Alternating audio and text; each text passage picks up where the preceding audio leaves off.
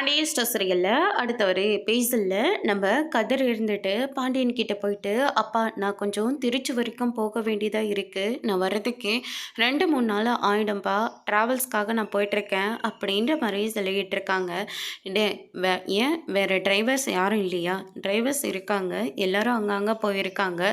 இந்த கஸ்டமரை எப்போவுமே நான் தான் பார்த்துப்பேன், அதனால் நானே பார்த்துக்கலான்னு சொல்லிட்டு தான் முடிவெடுத்து நான் கிளம்புறேன்ப்பா, நீங்கள் எதுவும் தப்பாக எடுத்துக்காதீங்க அப்படின்ற மாதிரி சொல்லிட்டு இருக்காங்க. அதுக்கு அடுத்ததாக வந்து பார்த்திங்கன்னா, நம்ம பாண்டியன் இருந்துட்டு, டேய் நில்றா, நானும் கொஞ்சம் நாளாக பார்த்துக்கிட்டு தான் இருக்கேன், ஆனால் நீ கொஞ்ச நாளாக ஆளே சரியில்லையே, முன்ன மாதிரி சரியாக பேச மாட்டேன்ற, சாப்பிட மாட்டேன்ற, எதுவுமே வேண்டாம் வேண்டான்னு சொல்லிக்கிட்டு இருக்க, டென்ஷனாக யாரு கூடயோ ஃபோனில் பேசிக்கிட்டு இருக்க, இல்லை வாய்ஸ் மெசேஜ் போட்டிருக்க, இதே வேலையாக தானே இருக்க, அப்படி என்னடா பிரச்சனை?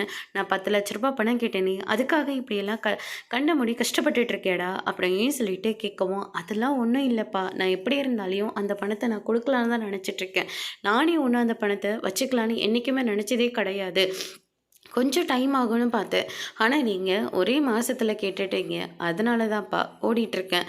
அது மட்டும் கிடையாது, இந்த கஸ்டமருக்கு நான் வண்டி ஓட்டினா மட்டும்தான் கரெக்டாக இருக்கும், மற்ற எந்த டிரைவர் அனுப்புனாலையும் வேண்டாம் தான் சொல்லுவார் அப்படின்ற மாதிரி கதிர் வந்து சொல்லிகிட்ருக்காங்க.